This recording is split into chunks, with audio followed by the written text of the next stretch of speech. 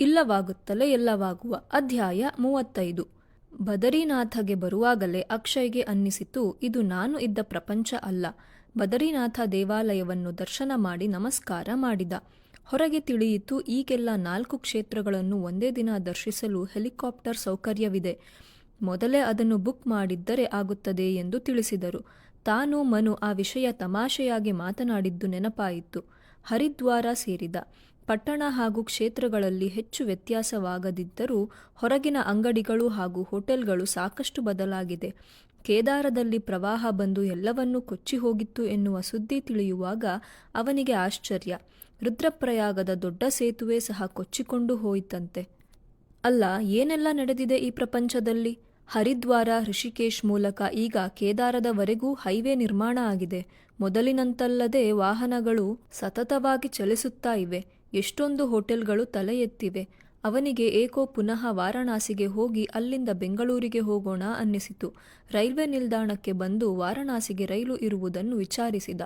ಅಲ್ಲಿದ್ದ station master ಹೇಳಿದರು, ಪ್ರತಿದಿನ ರೈಲುಗಳಿವೆ, ರಿಸರ್ವ್ ಮಾಡಿಸದಿದ್ದರೆ ಕಷ್ಟ, ಜನರಲ್ ಬೋಗಿಯಲ್ಲಿ ಕುಳಿತು ಹೋಗಬೇಕು. ಅವರೇ ಸಲಹೆ ನೀಡಿದರು. ಹೊರಗೆ ಹೋದರೆ ಟ್ರಾವೆಲ್ ಏಜೆನ್ಸಿಗಳು ಇವೆ, ಅಲ್ಲಿ ಹೋದರೆ ತತ್ಕಾಲ್ನಲ್ಲಿ ಟಿಕೆಟ್ ಬುಕ್ ಮಾಡಬಹುದು ಎಂದು ಒಂದು ಏಜೆನ್ಸಿಯ ಹೆಸರು ತಿಳಿಸಿದರು. ಸರಿ ಎಂದು ಹೊರಗೆ ಬಂದು ಅಲ್ಲಿ ಅವರು ಹೇಳಿದ್ದ ಏಜೆನ್ಸಿ ಗುರುತು ಹಿಡಿದು ಹೋದ. ಎದುರಿಗಿದ್ದ ಮೆಷಿನ್ ನೋಡುತ್ತಾ ಅವನು ಹೇಳಿದ, ತತ್ಕಾಲ್ನಲ್ಲಿ ಟಿಕೆಟ್ ಸಿಗುತ್ತದೆ, ಬುಕ್ ಮಾಡಲಾ? ಅವನ ಎದುರಿಗಿರುವುದು ಕಂಪ್ಯೂಟರ್ ಎನ್ನುವ ಯಂತ್ರ. ಅದನ್ನು ಅಕ್ಷಯ್ ಎಂದೂ ನೋಡಿರಲೇ ಇಲ್ಲ. ಅವನು ಅದನ್ನು ಅಚ್ಚರಿಯಿಂದ ನೋಡುತ್ತಾ ಇದ್ದ. ಸರಿ, ನಿಮ್ಮ ಹೆಸರೇನು? ಅಕ್ಷಯ್ ಎಂದ. ID ಪ್ರೂಫ್ ಏನಿದೆ? ಆಧಾರ್ ಕಾರ್ಡ್ ಅಥವಾ ಪ್ಯಾನ್ ಕಾರ್ಡ್ ಇದೆಯಾ? ಅಕ್ಷಯನಿಗೆ ಈಗ ಅರ್ಥವಾಗಲೇ ಇಲ್ಲ. ಅಲ್ಲ, ಅವರು ಅದೇನು ಕೇಳುತ್ತಾ ಇರುವರು? ಆಧಾರ್ ಕಾರ್ಡ್ ಹಾಗೆಂದರೇನಿರಬಹುದು? ಯೋಚಿಸುತ್ತಾ ಹೇಳಿದ, ನನ್ನ ಹತ್ತಿರ ಅವೆಲ್ಲ ಏನೂ ಇಲ್ಲ. ಎದುರು ಇರುವವನು ಇವನನ್ನು ದಿಟ್ಟಿಸಿದ. ಏನೂ ಇಲ್ಲವೇ? ಮತ್ತೆ ಹೇಗೆ ಬುಕ್ ಮಾಡುವುದು? ಹೋಗಲಿ, ಎಲೆಕ್ಷನ್ ಐಡೆಂಟಿಟಿ ಕಾರ್ಡ್ ಇದೆಯಾ? ಅಕ್ಷಯ್ ಈಗ ಮೌನವಾದ. ಅವನು ಮತ್ತೆ ಕೇಳಿದ, ಏನಿದೆ ನಿಮ್ಮ ಹತ್ತಿರ? ಗುರುತಿನ ಚೀಟಿ? ಅಕ್ಷಯ್ಗೆ ಏನೂ ತೋಚಲಿಲ್ಲ. ಹೇಳಿದ, ನಾನು ಕೆಲಸ ಮಾಡುತ್ತಾ ಇದ್ದ ಕಂಪನಿಯ ವಿಸಿಟಿಂಗ್ ಕಾರ್ಡ್ ಇರಬಹುದು, ನೋಡುವೆ, ಅದು ಆಗುತ್ತದೆಯೇ? ಅಂಗಡಿಯವನು ಅವನ ಮುಖ ನೋಡಿದ. ಬೇಡ ಬಿಡಿ, ಸುಮ್ಮನೆ ಕಂಪನಿ ID ಕಾರ್ಡ್ ಎಂದು ಹಾಕಿರುತ್ತೇನೆ. TT ಕೇಳಿದರೆ ಸ್ವಲ್ಪ ಅಡ್ಜಸ್ಟ್ ಮಾಡಿಕೊಳ್ಳಿ. 2 ಟೈರ್ AC ಎಂದು ಬುಕ್ ಮಾಡಲ್ಲ? ಅಕ್ಷಯ್ ಮೌನವಾಗಿ ತಲೆ ಆಡಿಸಿದ. ಅವನು 5 ನಿಮಿಷ ಅದೇನು ಕೈ ಆಡಿಸಿದ. ಪಕ್ಕದಲ್ಲಿದ್ದ ಪ್ರಿಂಟರ್ನಲ್ಲಿ ಟಿಕೆಟ್ ಪ್ರಿಂಟ್ ಆಗಿ ಬಂದಿತ್ತು. ಅಕ್ಷಯ್ ಬೆರಗುಗಣ್ಣಿನಿಂದ ನೋಡುತ್ತಾ ಇದ್ದ. ಟಿಕೆಟ್ ಇವನ ಕೈಗೆ ಕೊಡುತ್ತಾ, 1800 ರೂಪಾಯಿ ಕೊಡಿ. ಅಕ್ಷಯ್ ಗಾಬರಿಯಾದ. ಏನು, ಅಷ್ಟೊಂದು ಹಣವೇ? ಅಂಗಡಿಯವನು ಧ್ವನಿ ಏರಿಸಿದ. ಏಕೆ? ಬುಕ್ ಮಾಡುವ ಮೊದಲೇ ಕೇಳಿದೆನಲ್ಲ. ಹೇಳಿದ್ದರೆ ನನಗೇನು? ಸ್ಲೀಪರ್ನಲ್ಲಿ ಬುಕ್ ಮಾಡುತ್ತಾ ಇದ್ದೆ. ಬುಕ್ ಮಾಡಿದ ನಂತರ ಹೀಗೆ ಹೇಳಿದರೆ ಏನು ಮಾಡುವುದು? ಅಕ್ಷಯ್ ಮಾತನಾಡಲಿಲ್ಲ. ಜೋಬಿನಿಂದ ಹಣ ತೆಗೆದು ಎಣಿಸಿಕೊಡುತ್ತಾ ಅಂದುಕೊಂಡ, ಇನ್ನು ಮುಂದೆ ಹಣಕಾಸಿನ ವಿಷಯದಲ್ಲಿ ನಾನು ಹುಷಾರಾಗಿರಬೇಕು. ರೈಲು ಇನ್ನು ಹೊರಡಲು ಸಾಕಷ್ಟು ಸಮಯವಿದ್ದಿತು. ನಡೆಯುತ್ತಾ ಹರಿದ್ವಾರದಲ್ಲಿ ಓಡಾಡಿ ಬರಲು ಹೊರಟ. ಶಂಕರಪಾಂಡೆ ಡ್ರೈವರ್ ಈಗ ಎಲ್ಲಿರಬಹುದು? ಹುಡುಕುವುದು ಕಷ್ಟ ಎನಿಸಿತು. ತಾನು ಇಳಿದುಕೊಂಡಿದ್ದ ಹೋಟೆಲ್ ಹುಡುಕಿ ಹೊರಟ. ಆದರೆ ಈಗ ಆ ಹೋಟೆಲ್ ಕಾಣಲಿಲ್ಲ. ಆ ಬೀದಿಗಳು ಸಾಕಷ್ಟು ಬದಲಾಗಿತ್ತು. ಅವನಿಗೆ ಹೋಟೆಲ್ ಆಗಲಿ ಅಲ್ಲಿದ್ದ ರಾಮ್ ಅಧೀರಾ ಆಗಲಿ ಸಿಗಲಿಲ್ಲ. ಅವನಿಗೆ ಮತ್ತೊಂದು ಸಮಸ್ಯೆ ಪ್ರಾರಂಭವಾಗಿತ್ತು. ಎಲ್ಲರಂತೆ ಕಾಫಿ ಟೀ ಕುಡಿಯುವುದು ಅವನಿಗೆ ಆಗುತ್ತಾ ಇರಲಿಲ್ಲ. ಕುಡಿಯಲು ಹೋಗುವಾಗಲೇ ಅಸಹ್ಯ ಎನಿಸಿಬಿಡುವುದು. ಊಟದ್ದು ಸಮಸ್ಯೆ ಅನ್ನಿಸಿತು. ಅವನಿಗೆ ಒಗ್ಗುತ್ತಾ ಇದ್ದ ಆಹಾರ ಒಂದಿಷ್ಟು ಹಣ್ಣುಗಳು ಮಾತ್ರ. ಅದನ್ನು ಜಾಸ್ತಿ ತಿನ್ನಲು ಆಗುತ್ತಾ ಇರಲಿಲ್ಲ. ಅಲ್ಲಿ ಒಂದಿಷ್ಟು ಸೇಬು, ದ್ರಾಕ್ಷಿ ಹಣ್ಣನ್ನು ಕೊಂಡುಕೊಂಡ. ರೈಲಿನಲ್ಲಿ ಏನು ಆಹಾರ ಸಿಗುವುದು ಅವನಿಗೆ ಗೊತ್ತಿಲ್ಲ. ನಡೆಯುತ್ತಾ ನಿಲ್ದಾಣ ತಲುಪಿ ಒಳಗೆ ಹೋಗಿ ಕುಳಿತು ಬಿಟ್ಟ. ಅವರಿವರನ್ನು ಕೇಳುತ್ತಾ ಅವನು ಹೋಗಬೇಕಾದ ರೈಲು ಬರುವಾಗ ಹತ್ತಿದ. ತಾನು ಕುಳಿತುಕೊಳ್ಳಬೇಕಾದ ಕಂಪಾರ್ಟ್ಮೆಂಟ್ ಪ್ರವೇಶಿಸಿದ. ಕೆಲ ಕಾಲದಲ್ಲಿ ಟಿಕೆಟ್ ಕಲೆಕ್ಟರ್ ಬರುವಾಗ ಮತ್ತೆ ಸಮಸ್ಯೆ. ಅವನಲ್ಲಿ ಫೋಟೋ ಇರುವ ID ಕಾರ್ಡ್ ಯಾವುದೂ ಇಲ್ಲ. ಕಡೆಗೊಮ್ಮೆ ಕಲೆಕ್ಟರ್ ನೇರವಾಗಿ ಕೇಳಿ 500 ಪಡೆದ, ಲಂಚದ ರೂಪದಲ್ಲಿ. ಕಲೆಕ್ಟರ್ಗೆ ಅರಿವಾಗಿತ್ತು, ಇವನು ಯಾರೋ ಲೋಕಜ್ಞಾನವಿಲ್ಲದ ಮನುಷ್ಯ ಎಂದು. ಒಂದಿಷ್ಟು ಹಣ ಕಿತ್ತಿದ್ದ. ಹಾಗೆ ಅಕ್ಷಯ್ ಸಹ ನಿರ್ಧರಿಸಿದ, ಇನ್ನು ಆದಷ್ಟು ಹಣದ ವಿಚಾರದಲ್ಲಿ ಎಚ್ಚರ ವಹಿಸಬೇಕು. ರೈಲಿನಲ್ಲಿ ಹತ್ತಿ ಕುಳಿತವನು ವಾರಣಾಸಿ ಸಿಗುವವರೆಗೂ ಅವನು ಕದಲಲು ಹೋಗಲಿಲ್ಲ. ಕೆಳಗೆ ಇಳಿದಾಗ ವಾರಣಾಸಿಯ ಸ್ವರೂಪ ಬೇರೆಯೇ ಇದ್ದಿತ್ತು. ಹೊರಗಿನ ವಾಹನಗಳ ಹುಚ್ಚು ಓಡಾಟ ಅವನನ್ನು ಕಂಗೆಡಿಸಿತು. ಮೊದಲಿನ ಹಾಗೆ ಸೈಕಲ್ ರಿಕ್ಷಾಗಾಗಿ ನೋಡಿದ. ಬರೀ ಕಾರು ಹಾಗೂ ರಿಕ್ಷಾಗಳು. ಅವನಿಗೆ ವಕೀಲ್ ದಿ ಲಾಯರ್ ಎನ್ನುವ ಹೆಸರು ನೆನಪಿಗೆ ಬಂದಿತು. ಅದೇಕೋ ನಡೆಯಬೇಕು ಅನ್ನಿಸಿತು. ರೈಲ್ವೆ ನಿಲ್ದಾಣದಿಂದ ಕಾಶಿ ವಿಶ್ವನಾಥನ ದೇವಾಲಯದ ಕಡೆ ನಡೆಯಲು ತೊಡಗಿದ. ಬದಲಾದ ವಾರಾಣಸಿ ಅವನಿಗೆ ವಿಸ್ಮಯ ಅನ್ನಿಸುತ್ತಾ ಇದ್ದಿತು. ಮೊದಲು ನದಿಯಲ್ಲಿ ಸ್ನಾನ ಮಾಡಿ ವಿಶ್ವನಾಥನ ದರ್ಶನ ಮಾಡೋಣ ಎನ್ನುತ್ತಾ ಯಾರನ್ನೋ ಕೇಳಿ ಅಸ್ಸಿ ಘಾಟ್ನತ್ತ ಹೊರಟ. ತನ್ನ ಬ್ಯಾಗನ್ನು ದಡದಲ್ಲಿಟ್ಟು ಸ್ನಾನಕ್ಕೆ ಇಳಿದ. ಸ್ನಾನ ಮುಗಿಸಿ ಹೊರಬಂದವನು ತನ್ನ ಬ್ಯಾಗನ್ನು ತೆಗೆದು ಬಟ್ಟೆ ಧರಿಸಿದ. ಈಗ ಅವನಿಗೆ ಅದೇಕೋ ನದಿಯ ದಡಗಳು ಬದಲಾಗಿದೆ ಅನ್ನಿಸಿತು. ಎಲ್ಲವನ್ನೂ ಹೊಸ ರೀತಿ ಮಾರ್ಪಡಿಸಲಾಗಿದೆ. ಇಲ್ಲಿ ಎಲ್ಲಿಯೋ ಹನುಮಾನ್ ಘಾಟ್ ಇದೆ, ಅದರ ಸಮೀಪ ಹೋದರೆ ಕರ್ನಾಟಕ ಛತ್ರ ಇದೆ, ಅಲ್ಲಿ ಹೋದರೆ ಇರಲು ಜಾಗ ಸಿಗಬಹುದು. ಮೊದಲು ದೇವಾಲಯದ ಕಡೆ ಹೋಗಿ ವಿಶ್ವನಾಥನ ದರ್ಶನ ಮಾಡೋಣ ಎನ್ನುತ್ತಾ ಹೊರಟ. ದೇವಾಲಯದ ಸಮೀಪ ಬರುವಾಗ ಅವನಿಗೆ ಮನು ನೆನಪಾದ. ಅಲ್ಲೆಲ್ಲ ಅವನ ಜೊತೆ ಓಡಾಡಿದ್ದ ನೆನಪು ಆಯಿತು. ಅಲ್ಲಿ ಯಾವುದೋ ಅಂಗಡಿಯಲ್ಲಿ ಅವನ ಕ್ಯಾಮರಾ ಇಟ್ಟು ಸಿಗದೆ ಪರದಾಡಿದ್ದು ನೆನಪಾಯಿತು. ಮುಖದಲ್ಲಿ ನಸುನಗು ಹರಡಿತು. ಅವರಿವರನ್ನು ಕೇಳುತ್ತಾ ದೇವಾಲಯದ ಬಳಿ ಹೋದ ಅಕ್ಷಯ್ ನಿಬ್ಬೆರಗಾಗಿ ನಿಂತುಬಿಟ್ಟ. ಇದೇನೂ ಆಗಿ ಹೋಗಿದೆ? ಇಲ್ಲಿ ಇದ್ದ 100 ಅಂಗಡಿಗಳು ಒಂದೂ ಇಲ್ಲ. ಸಣ್ಣ ಪುಟ್ಟ ಅಂಗಡಿಗಳ ಸಾಲುಗಳೇ ಮಾಯ. ಈಗೇನು ಮಾಡುವುದು? ಇದು ಯಾವುದೋ ಮಾಯಾ ಪ್ರಪಂಚವನ್ನು ಹೊಕ್ಕ ಹಾಗಿದೆಯಲ್ಲ. ದೇವರ ದರ್ಶನದ ಬಗ್ಗೆ ವಿಚಾರಿಸಿದ. ಅಲ್ಲಿ ದೇವಾಲಯದ ಕೌಂಟರ್ ಒಂದಿತ್ತು. ಅಲ್ಲಿ ಟಿಕೆಟ್ ಬುಕ್ ಮಾಡಿಸಿದರೆ ದೇವಾಲಯದ ದರ್ಶನ ಹಾಗೂ ವಸ್ತುಗಳನ್ನು ಇಡಲು ಒಂದು ಲಾಕರ್ ಕೊಡುವರು. ಅದಕ್ಕೆಲ್ಲ ಸೇರಿ 300 ರೂಪಾಯಿ. ದೇವರ ದರ್ಶನಕ್ಕೆ ಸಹ ಹಣ ಕೊಡಬೇಕೇ ಎಂದು ಕೇಳಿದ. ಹಾಗೇನಿಲ್ಲ, ಧರ್ಮದರ್ಶನ ಸಹ ಇದೆ, ಅದಕ್ಕೆ ಉದ್ದನೆ ಕ್ಯೂ ಇರುತ್ತದೆ. ಅಕ್ಷಯ್ಗೆ ಮತ್ತೊಂದು ಸಮಸ್ಯೆ ಆಯಿತು. ಧರ್ಮದರ್ಶನಕ್ಕೆ ಎಂದು ನಿಂತರೂ ಸಹ ತನ್ನ ಬಳಿ ಇರುವ ಕಿಟ್ ಬ್ಯಾಗ್ ಅದನ್ನೆಲ್ಲ ಏನು ಮಾಡುವುದು? ಅದನ್ನು ಒಳಗೆ ಬಿಡುವುದಿಲ್ಲವೇನೋ. ಕಡೆಗೆ 300 ಕೊಟ್ಟು ಟಿಕೆಟ್ ಪಡೆದ. ಅದು ಅವನ ಪುಣ್ಯ ಎನ್ನುವಂತೆ ಅದೇ ಸಮಯಕ್ಕೆ ಸಿಕ್ಕಿತು. 3 ಗಂಟೆಯಿಂದ 5 ಗಂಟೆಯ ಒಳಗಿನ ಸ್ಲಾಟ್ ಅಂತೆ. ಅಷ್ಟರಲ್ಲಿ ಒಳಗೆ ಹೋಗಿ ಹಿಂದೆ ಬಂದು ಅವನ ಲಗೇಜ್ ಪಡೆಯಬೇಕು ಎಂದು ತಿಳಿಸಿದರು. ಅಕ್ಷಯ್ ಜೊತೆ ದೇವಾಲಯದ ಒಬ್ಬ ಏಜೆಂಟ್ ಬಂದ. ಇವನನ್ನು ಗೇಟಿನ ಮೂಲಕ ನೇರವಾಗಿ ಒಳಗೆ ಒಯ್ದ. ಉದ್ದಕ್ಕೂ ಪೊಲೀಸರು ಬಂದೂಕ ಹಿಡಿದು ಕಾಯುತ್ತಾ ಇದ್ದರು. ಇದೇನು ದೇವಾಲಯಕ್ಕೆ ಈ ರೀತಿಯ ರಕ್ಷಣೆ? ಅಕ್ಷಯನಿಗೆ ಗೊತ್ತಾಗಲಿಲ್ಲ. ಆ ವ್ಯಕ್ತಿಯ ಹಿಂದೆ ಹೊರಟ ನಡುವೆ ಅವನು ನಿಂತವನು ಯಾರೋ ಹುಡುಗನನ್ನು ಕರೆದು ಇವರಿಗೆ ಒಂದು ಲೋಟ ಹಾಲು ಕೊಡು, ವಿಶ್ವನಾಥನ ಮೇಲೆ ಹಾಕಲು ಎಂದು ಕೊಡಿಸಿದ. ಅದೇನು ಪ್ಲಾಸ್ಟಿಕ್ ಲೋಟ? ಅದನ್ನು ವಿಚಿತ್ರವಾಗಿ ಗಮನಿಸಿದ ಅಕ್ಷಯ್. ಲೋಟ ಸಹ ಪ್ಲಾಸ್ಟಿಕ್ ಬಂದಿದೆಯಾ? ಅಥವಾ ಇದು ಯಾವ ಲೋಟವೋ? ಅವನು ಹೆಚ್ಚು ಚಿಂತಿಸಲಿಲ್ಲ. ವಿಶ್ವನಾಥನ ದೇವಾಲಯ ನೋಡಿ, ಇಲ್ಲಿ ಕ್ಯೂನಲ್ಲಿ ಹೋಗಿ ಹಾಲು ಹಾಕಿ ಎಂದರು ಅವರು. ಇಲ್ಲಿ ಸಹ ಕ್ಯೂ ಇದ್ದಿತು. ಆದರೆ ಕಡೆಯಲ್ಲಿ ದೇವಾಲಯದ ಮುಂದೆ ಸೇರಿಕೊಳ್ಳುತ್ತಾ ಇದ್ದಿತ್ತು. ಈಗ ಅದೇನು ಗರ್ಭಗುಡಿಯ ಒಳಗೆ ಬಿಡುತ್ತಾ ಇರಲಿಲ್ಲ. ದೇವಾಲಯದ ಸುತ್ತ ಅದೇನೋ ಕೆಲಸ ನಡೆಯುತ್ತಾ ಇದ್ದಿತ್ತು. ಜನ ಹೊರಗಿನಿಂದಲೇ ವಿಶ್ವನಾಥನ ಮೇಲೆ ಹಾಲು ಬೀಳುವಂತೆ ಇದ್ದ ಏರ್ಪಾಡಿನಲ್ಲಿ ಹಾಲು ಹಾಕಿದ. ಈಗ ವಿಶ್ವನಾಥನ ಸ್ಪರ್ಶವಿಲ್ಲ. ಕ್ಯೂನಿಂದ ಹೊರಗೆ ಬಂದ. ಇವನ ಜೊತೆ ಬಂದ ವ್ಯಕ್ತಿ ಕಾಯುತ್ತಾ ನಿಂತಿದ್ದ. ಸಾರ್, ಎಲ್ಲ ಆಯಿತು, ನಮ್ಮ ಕೆಲಸ ಮುಗಿಯಿತು. ನೀವು ಇದೇ ಕಾರಿಡಾರಿನಲ್ಲಿ ಓಡಾಡಿ ನದಿಯವರೆಗೂ ಹೋಗಿ ಬರಬಹುದು. ನೀವು ಕಳಿಸಿದರೆ ನಾನು ಹೊರಡುತ್ತೇನೆ, ಅಕ್ಷಯ್ ಹೇಳಿದ. ಸರಿ, ನೀವು ಹೊರಡಿ, ನಾನು ನೋಡಿ ಬರುತ್ತೇನೆ. ಈಗ ಆ ವ್ಯಕ್ತಿ ಕೇಳಿದ. ನೀವು ನನ್ನ ದಕ್ಷಿಣೆ ಕೊಟ್ಟರೆ ಹೊರಡುವೆ. ಅಕ್ಷಯ್ಗೆ ಅರ್ಥವಾಗಲಿಲ್ಲ. ದಕ್ಷಿಣೆ? ಟಿಕೆಟ್ ಪಡೆದಿದ್ದೇನಲ್ಲ, ನಿಮಗೆ ಎಷ್ಟು ಕೊಡಬೇಕು? ಆ ವ್ಯಕ್ತಿ ಅಕ್ಷಯನನ್ನು ದಿಟ್ಟಿಸಿದ. ಅದು ಟಿಕೆಟ್ ಹಣವಾಯಿತು. ನೀವು ನನಗೆ ಕೊಡದಿದ್ದರೂ ಪರವಾಗಿಲ್ಲ, ಹೋಗುತ್ತೇನೆ. ಅಕ್ಷಯ್ ವಿಧಿಯಿಲ್ಲದೆ ಜೇಬಿನಿಂದ 10 ರೂಪಾಯಿ ತೆಗೆದು ಕೊಟ್ಟ. ಆ ವ್ಯಕ್ತಿ ಆ ಹಣವನ್ನು ಅಕ್ಷಯ್ನಿಗೆ ಹಿಂತಿರುಗಿಸಿ, ನೀವು ಈ ಹಣವನ್ನು ಹೊರಗೆ ಇರುವ ಭಿಕ್ಷುಕರಿಗೆ ಹಾಕಿ, ನಾನು ಹೊರಡುತ್ತೇನೆ ಎಂದು ಹೊರಟು ಹೋದ. ಅಕ್ಷಯ್ ಅಸಹಾಯಕನಾಗಿ ನಿಂತ. ಎಷ್ಟು ಕೊಡಬೇಕಿತ್ತು ಗೊತ್ತಾಗಲಿಲ್ಲ ಎಂದು. ನಂತರ ಅಕ್ಷಯ್ ಒಳಗೆಲ್ಲ ಸುತ್ತಾಡಿದ. ನದಿ ಕಡೆಗೆ ನಡೆವಾಗ ಅಲ್ಲಿದ್ದ ಶಂಕರಾಚಾರ್ಯ, ಅಹಲ್ಯಾಬಾಯಿ ಹಾಗೂ ಭಾರತ ಮಾತಾ ವಿಗ್ರಹಗಳನ್ನು ನೋಡಿದ. ಈ ಮೊದಲು ದೇವಾಲಯದ ಹೊರಭಾಗದ ಸಂದಿಯಲ್ಲಿ ಕಾಣುತ್ತಾ ಇದ್ದ ಮಸೀದಿ ದೇವಾಲಯದ ಭಾಗ ಎನ್ನುವ ಹಾಗೆ ದೇವಾಲಯದ ಆವರಣದ ಒಳಗೆ ಇದ್ದು ಸುತ್ತಲೂ ಕಬ್ಬಿಣದ ಸರಳುಗಳಿಂದ ಆವರಿಸಿದ್ದು ಜನ ಹತ್ತಿರ ಹೋಗುವ ಹಾಗಿರಲಿಲ್ಲ. ಒಳಗೆಲ್ಲ ಸುತ್ತಾಡಿ ಹೊರಗೆ ಬಂದವನು ಪುನಃ ದೇವಾಲಯದ ಕೌಂಟರಿನಲ್ಲಿ ಹೋಗಿ ತನ್ನ ಬ್ಯಾಗುಗಳನ್ನು ಪಡೆದ. ಹೊರಗೆ ಬರುವಾಗ ಪುನಃ ಆ ವ್ಯಕ್ತಿ ಎದುರು ಸಿಕ್ಕಿದ. ಅವನನ್ನು ದೇವಾಲಯಕ್ಕೆ ಕರೆದು ಒಯ್ದವನು. ಇವನನ್ನು ಕಂಡು ಮುಖ ಬೇರೆಡೆ ತಿರುಗಿಸಿದ. ಅಕ್ಷಯ್ ಅವನ ಎದುರು ನಿಂತವನು ನುಡಿದ. ಸ್ವಾಮಿ, ಕ್ಷಮಿಸಿ, ನನಗೆ ನಿಜವಾಗಿ ನಿಮಗೆ ಎಷ್ಟು ಕೊಡಬೇಕು ಎಂದು ತಿಳಿಯಲಿಲ್ಲ.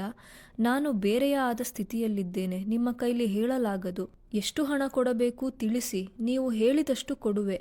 ಅವನಿಗೆ ಏನನ್ನಿಸಿತೋ ಗೊತ್ತಿಲ್ಲ. ಅವನು ಹೇಳಿದ. ಸಾರ್, ಕ್ಷಮಿಸಿ, ನಾನು ಕೋಪ ಮಾಡಬಾರದಿತ್ತು ಅನ್ನಿಸುತ್ತಿದೆ. ನೀವು ವಿಶ್ವನಾಥನ ಸನ್ನಿಧಿಯಲ್ಲಿ ಕೊಟ್ಟಿದ್ದನ್ನು ಸುಮ್ಮನೆ ಪಡೆಯಬೇಕಾಗಿತ್ತೋ? ತಪ್ಪು ಮಾಡಿದೆ ಎನಿಸುತ್ತಿದೆ. ನೀವು 10 ರೂಪಾಯಿ ಕೊಟ್ಟಿರಿ, ಅದನ್ನೇ ಕೊಡಿ ಸಾಕು. ಅಕ್ಷಯ್ ಅವನಿಗೆ 50 ರೂಪಾಯಿ ತೆಗೆದುಕೊಟ್ಟವನು. ಇಷ್ಟು ಸರಿಯೇ ಎಂದ. ಆ ವ್ಯಕ್ತಿ ಏನು ಮಾತನಾಡದೆ ಅದನ್ನು ಜೋಬಿನಲ್ಲಿಟ್ಟ. ನಿಮಗೆ ಒಳ್ಳೆಯದಾಗಲಿ, ಹೋಗಿ ಬನ್ನಿ ಎಂದ. ಅಕ್ಷಯ್ನಿಗೆ ಅರ್ಥವಾಯಿತು, ಇದು ಬೇರೆ ಪ್ರಪಂಚ.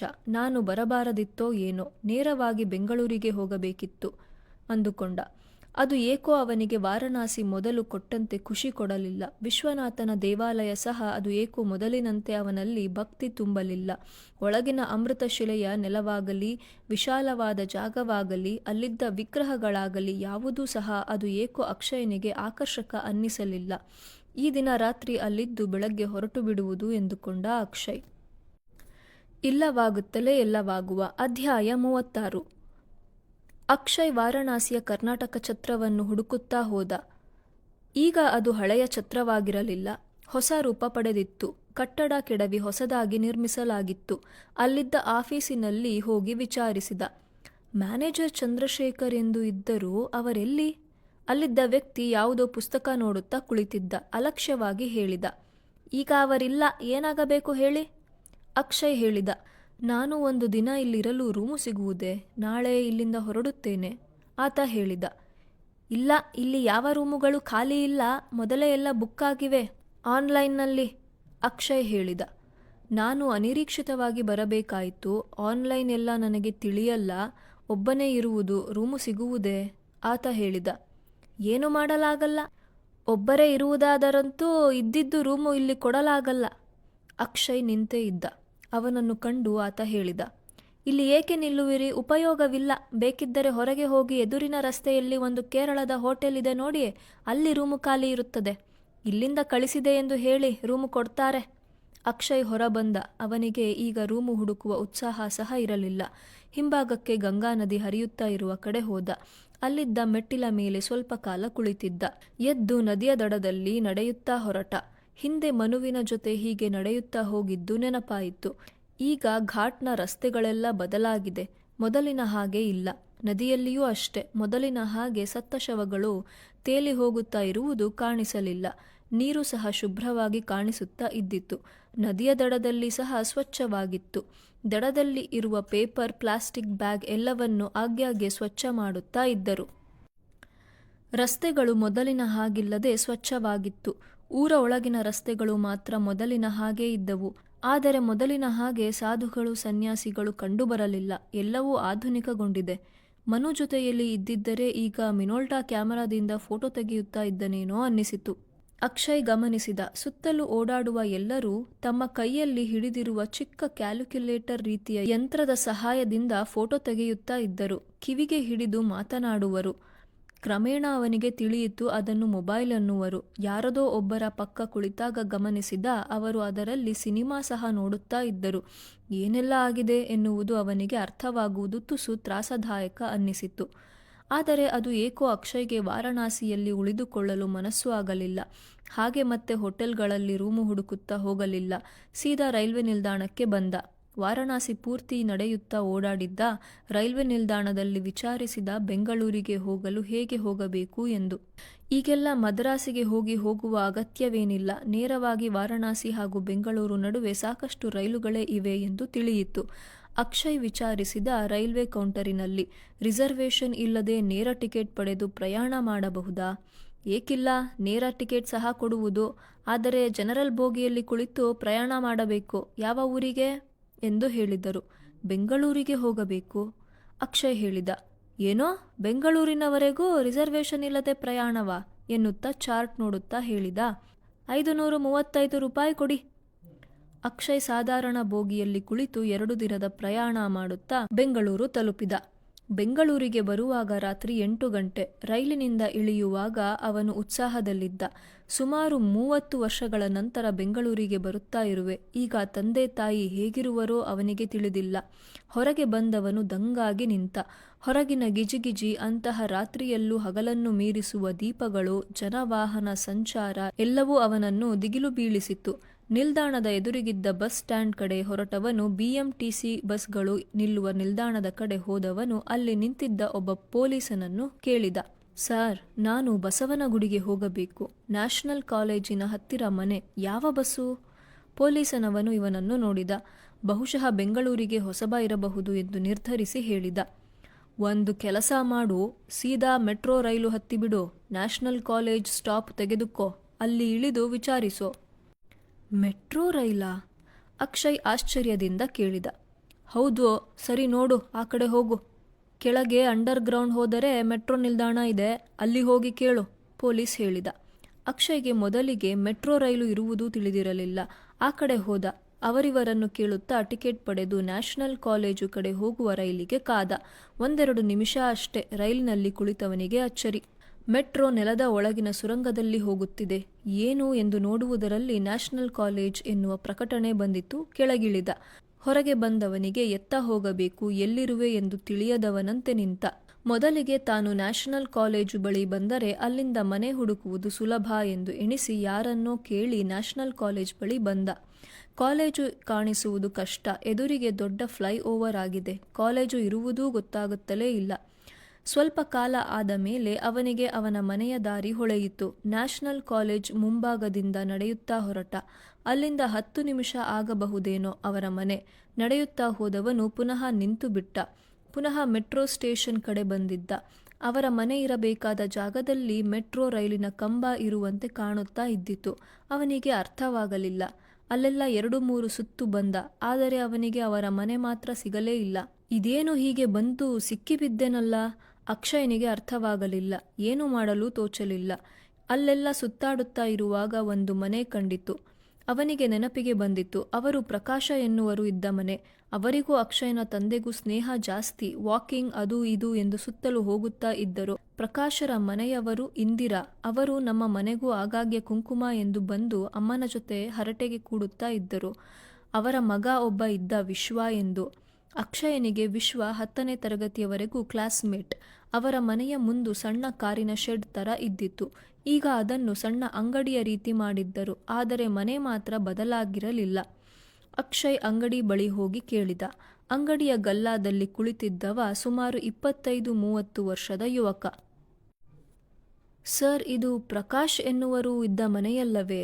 ಅವರ ಪತ್ನಿ ಇಂದಿರಾ ಎಂದು ಇದ್ದರು. ಈಗ ಇಲ್ಲೇ ಇರುವರೆ? ಅವರ ಮಗ ವಿಶ್ವ ಎಂದು ಒಬ್ಬ ಇದ್ದ. ಅಂಗಡಿಯಾತ ಅನುಮಾನದಿಂದ ನೋಡಿದ. ಹೌದು, ಇದೇ ಮನೆ. ನೀವು ಯಾರು? ಅಕ್ಷಯ್ ಹೇಳಲು ಹೊರಟ. ತಾನು ವಿಶ್ವನ ಕ್ಲಾಸ್ಮೇಟ್ ಎಂದು. ನಂತರ ನೆನಪಿಸಿಕೊಂಡ. ಈಗ ನಾನಿರುವ ಸ್ಥಿತಿಯಲ್ಲಿ ಅದನ್ನು ಹೇಳಿದರೆ ಅವನು ನಂಬುವುದು ಕಷ್ಟ. ನಾನು ಇನ್ನೂ 28 ವರ್ಷದವನ ಹಾಗೆ ಕಾಣುವೆ. ವಿಶ್ವನಿಗೆ ಈಗ ವಯಸ್ಸು ಎಷ್ಟು ಗೊತ್ತಿಲ್ಲ. ಸುಮ್ಮನೆ ಇಲ್ಲದ ಸಮಸ್ಯೆ ಏಕೆ ಎಂದುಕೊಂಡು ಹೇಳಿದ. ಇಲ್ಲ, ನನಗೆ ಗೊತ್ತಿದ್ದವರು. ತುಂಬ ವರ್ಷದ ಕೆಳಗೆ ನಾನು ಇಲ್ಲೇ ಬಂದಿದ್ದೆ. ಅದಕ್ಕೆ ಕೇಳಿದೆ. ಈಗ ಅವರು ಇರುವರಾ? ಅಂಗಡಿಯಾತ ಹೇಳಿದ. ಇಲ್ಲ, ಅಜ್ಜಿ ತಾತ ತೀರಿಕೊಂಡು ತುಂಬ ಕಾಲವಾಯಿತು. ನಮ್ಮ ಅಪ್ಪ ಸಹ ಆಕ್ಸಿಡೆಂಟಲ್ಲಿ ತೀರಿಕೊಂಡರು. ಈಗ ನಮ್ಮ ಅಮ್ಮ ಮಾತ್ರ ಇದ್ದಾರೆ. ಅಕ್ಷಯ್ ಕೇಳಿದ. ಅಂದರೆ ನೀವು ವಿಶ್ವನ ಮಗನಾ? ನಿಮ್ಮ ಹೆಸರು? ಅಂಗಡಿಯಾತ ಹೇಳಿದ. ಪ್ರಸನ್ನ ಎಂದು ನನ್ನ ಹೆಸರು. ಆದರೆ ನೀವು ಯಾರು ಎಂದು ಹೇಳಲೇ ಇಲ್ಲ. ನಮ್ಮ ಅಪ್ಪ ನಿಮಗೆ ಹೇಗೆ ಗೊತ್ತೋ? ಅಕ್ಷಯ್ ಹೇಳಿದ. ಇಲ್ಲ, ನನಗೆ ಒಂದು ವಿಷಯ ತಿಳಿಯಬೇಕಿತ್ತು. ಅದಕ್ಕಾಗಿ ನಿಮ್ಮನ್ನು ಮಾತನಾಡಿಸಿದೆ. ಇಲ್ಲೇ ಹಿಂದಿನ ರಸ್ತೆಯಲ್ಲಿ ಶ್ರೀನಿವಾಸ ಎನ್ನುವರು ಇದ್ದರು. GSIನಲ್ಲಿದ್ದರು. ಅವರ ಪತ್ನಿ ಸುಮಾ ಎಂದು. ಈಗ ಅವರು ಎಲ್ಲಿರುವರು? ಅವರ ಮನೆ ಸಿಗಲಿಲ್ಲ. ಅದನ್ನು ಹುಡುಕುತ್ತಾ ಇದ್ದೆ. ಪ್ರಸನ್ನ ಆಶ್ಚರ್ಯದಿಂದ ಅಕ್ಷಯನ ಮುಖ ನೋಡಿದ. ಅದು ತುಂಬ ಹಳೆಯ ವಿಷಯ. ನೀವು ಹಾಗಿದ್ದರೆ ಯಾವಾಗ ಬೆಂಗಳೂರಿಗೆ ಬಂದಿದ್ದಿರಿ? ಅಕ್ಷಯ್ ಹೇಳಿದ. ತುಂಬ ಹಿಂದೆ. ಮರೆತಿದೆ. ಅವರು ನಮ್ಮ ಬಂಧುಗಳು. ಅಪ್ಪ ಅಮ್ಮನನ್ನು ಬಂಧುಗಳು ಅನ್ನಲು ಅವನ ನಾಲಿಗೆ ತಡೆಯುತ್ತಾ ಇದ್ದಿತು. ಪ್ರಸನ್ನ ಹೇಳಿದ. ನೀವು ಹೇಳುತ್ತಾ ಇರುವುದು ಒಂದಕ್ಕೊಂದು ಹೋಲಿಕೆಯೇ ಇಲ್ಲ. ಶ್ರೀನಿವಾಸ ಎನ್ನುವರು ನಮ್ಮ ತಾತನ ಸ್ನೇಹಿತರೋ? ಬಹಳ ಹಿಂದೆಯೇ ತೀರಿಕೊಂಡರೋ? ಆಮೇಲೆ ಅವರ ಹೆಂಡತಿ ಸುಮಾ ಅಜ್ಜಿ ಸಹ ತೀರಿ ಹೋದರೋ? ಅದ್ಯಾರೋ ಅವರ ಮಗ ಒಬ್ಬ ಇದ್ದರಂತೆ. ನಮ್ಮ ತಂದೆ ಬದುಕಿದ್ದಾಗ ಹೇಳುತ್ತಾ ಇದ್ರೋ. ಎಲ್ಲಿಗೋ ಬದರಿ ಕೇದಾರ ಟೂರ್ ಎಂದು ಹೋಗಿ ಕಳೆದು ಹೋದರು ಎಂದು ನೆನಪು. ಆಮೇಲೆ ಆ ಮನೆ ಕೇಳುವರಿಲ್ಲದೆ ಬೀಗ ಹಾಕಿತ್ತು. ಹಾಳು ಬಿದ್ದಿತ್ತು ಎಷ್ಟೋ ವರ್ಷ ಕಾಲ. ಆಮೇಲೆ ನಮ್ಮ ಮೆಟ್ರೋ ಕೆಲಸ ಶುರುವಾಯಿತು. ಆಗ ಆ ಮನೆಯನ್ನೆಲ್ಲ ತೆಗೆದುಕೊಂಡರು. ಈಗ ಹೆಚ್ಚು ಕಡಿಮೆ ಮನೆ ಇದ್ದ ಜಾಗದಲ್ಲಿ ಮೆಟ್ರೋ ಸ್ಟೇಷನ್ ಬರುತ್ತದೆ ಅನ್ನಿಸುತ್ತದೆ. ಗೊತ್ತಿಲ್ಲ, ಮರೆತಿದೆ. ಆಗೆಲ್ಲ ಯಾರ್ಯಾರೋ ಬಂದು ಕಾಂಪನ್ಸೇಷನ್ ತೆಗೆದುಕೊಂಡರು ಎಂದು ಸುದ್ದಿ. ಯಾರಿಗೆ ಗೊತ್ತು ಈ ಮನೆಯದು ಯಾರ ಹೆಸರಿಗೂ ಕಾಂಪನ್ಸೇಷನ್ ಆಯಿತು ಎಂದು ಎಲ್ಲರೂ ಮಾತನಾಡಿಕೊಳ್ಳುತ್ತಾ ಇದ್ದರು. ಅದೆಲ್ಲ ಹಳೆ ಕತೆ, ಈಗ ಏಕೆ ಬಿಡಿ. ಅಕ್ಷಯನಿಗೆ ಅರ್ಥವಾಗಿತ್ತು. ಈಗ ನನ್ನ ತಂದೆ ತಾಯಿ ಯಾರೂ ಇಲ್ಲ, ತಾನಿದ್ದ ಮನೆಯೂ ಇಲ್ಲ. ಅವನಿಗೆ ಕಣ್ಣಲ್ಲಿ ನೀರು ತುಂಬಿ ಬಂದಿತ್ತು. ಅಲ್ಲಿಂದ ಹೊರಟ. ಪ್ರಸನ್ನ ಕೂಗಿ ಕೇಳಿದರು, ರೀ ಇವ್ರೇ, ಅವರೆಲ್ಲ ನಿಮ್ಗೇನಾಗಬೇಕು? ನಿಮ್ಮ ಹೆಸರೇನೋ? ಅಕ್ಷಯ್ ಹೇಳಿದ, ಹೀಗೆ ಬಿಡಿ, ಯಾವುದೋ ಹಳೆಯ ಸಂಬಂಧ. ನಾನು ಬರುತ್ತೇನೆ, ನನ್ನ ಹೆಸರು ಅಕ್ಷಯ್ ಎಂದು. ಅಕ್ಷಯ್ ಅಲ್ಲಿಂದ ಹೊರಟು ಬಿಟ್ಟ.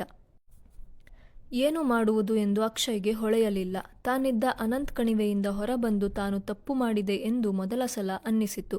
ಅಲ್ಲಿ ತನ್ನ ಜೀವನ ಶಾಂತವಾಗಿತ್ತು. ಹೊರಗೆ ಬಂದು ಅನಗತ್ಯ ಗೊಂದಲದಲ್ಲಿ ಸಿಕ್ಕಿಕೊಂಡೆ. ಇದು ತನ್ನದಲ್ಲದ ಪ್ರಪಂಚ. ತನಗೆ ಸಂಬಂಧಿಸಿದವರು ಯಾರೂ ಇಲ್ಲ. ತಾನೀಗ ಇಲ್ಲಿ ಇದ್ದು ಏನು ಮಾಡುವುದು? ಪುನಃ ಕೆಲಸಕ್ಕೆ ಸೇರುವುದೇ? ಆದರೆ ಏತಕ್ಕಾಗಿ? ಇದು ತನ್ನ ಪ್ರಪಂಚ ಅಲ್ಲ ಅನ್ನಿಸಿತು ಅವನಿಗೆ. ಆಗಲೇ ತಡರಾತ್ರಿ ಆಗುತ್ತಾ ಬಂದಿತ್ತು. ಅಲ್ಲೆಲ್ಲ ಸುತ್ತಿ ಸಮೀಪದಲ್ಲಿದ್ದ ಯಾವುದೋ ಲಾಡ್ಜಿಂಗ್ ವಿಚಾರಿಸಿದ. ಸೌತ್ ಮಿನರ್ವಾ ಲಾಡ್ಜ್ ಎಂದು ಹೆಸರು. ಅಲ್ಲಿ ರೂಮು ಇದ್ದಿತ್ತು. ಆದರೆ ಅವರು ಅಕ್ಷಯನ ಆಧಾರ್ ಕಾರ್ಡ್ ಇಲ್ಲ, ಯಾವುದಾದರೂ ಪರಿಚಯ ಪತ್ರ ಇಲ್ಲದೆ ರೂಮ್ ಬುಕ್ ಮಾಡುವುದಿಲ್ಲ. ಪೊಲೀಸರ ಸಹವಾಸ ಕಷ್ಟ ಎಂದರು. ಏನು ಮಾಡುವುದು ಎಂದು ತೋಚದೆ ಸ್ವಲ್ಪ ಹೊತ್ತು ಅಕ್ಷಯ್ ಅಲ್ಲೇ ನಿಂತಿದ್ದ. ಲಾಡ್ಜಿನವನು ಕೇಳಿದ, ಹೋಗಲಿ, ಮೊಬೈಲ್ ನಂಬರ್ ಇದ್ದರೆ ಕೊಡಿ. ಅಕ್ಷಯ್ ಎಲ್ಲರ ಕೈಯಲ್ಲಿ ಮೊಬೈಲ್ ಇರುವುದು ಗಮನಿಸಿದ್ದ. ಆದರೆ ಅವನ ಬಳಿ ಅದು ಇರಲಿಲ್ಲ. ಅದರ ಉಪಯೋಗ ಅವನಿಗೆ ತಿಳಿದಿಲ್ಲ. ಪೆಚ್ಚಾಗಿ ನಿಂತ. ತನ್ನ ಊರಿನಲ್ಲಿ ತನಗೆ ಈ ಸ್ಥಿತಿಯೇ? ರಿಸೆಪ್ಷನ್ ಕೌಂಟರಿನವನು ಮತ್ತೆ ಕೇಳಿದ, ಎಷ್ಟು ದಿನ ಇರುವಿರಿ? ಅಕ್ಷಯ್ ಹೇಳಿದ, ಗೊತ್ತಿಲ್ಲ, ನಾಳೆ ಒಂದು ದಿನ ಇರುವುದು ಅಂದುಕೊಂಡಿರುವೆ. ನಾಡಿದ್ದು ಬೆಳಗ್ಗೆ ಇಲ್ಲಿಂದ ಹೊರಟು ಬಿಡುವೆ. ಸರಿ, ಹಾಗಿದ್ದರೆ ನಾಡಿದ್ದು ಬೆಳಗ್ಗೆವರೆಗೂ ರೂಮು ಕೊಡುವೆ. ಆದರೆ ಪೂರ್ತಿ ಬಾಡಿಗೆ ಹಿಂದೆ ಕೊಡಬೇಕು. ಮತ್ತೆ ರಸೀತಿಯೆಲ್ಲ ಕೇಳಬಾರ್ದು. ಹಾಗಿದ್ರೆ ಕೊಡುವೆ ಎಂದ ಇವನ ಮುಖ ನೋಡುತ್ತಾ. ಅಕ್ಷಯ್ ಸರಿ ಎಂದು ತಲೆ ಆಡಿಸಿದ. ಅಕ್ಷಯನ ಕೈಲಿ 2,000 ಹಣ ಪಡೆದು ರೂಮಿನ ಕೀ ಕೈಗೆ ಇತ್ತ. ಮೊದಲನೇ ಮಹಡಿಯಲ್ಲಿ ರೂಮು.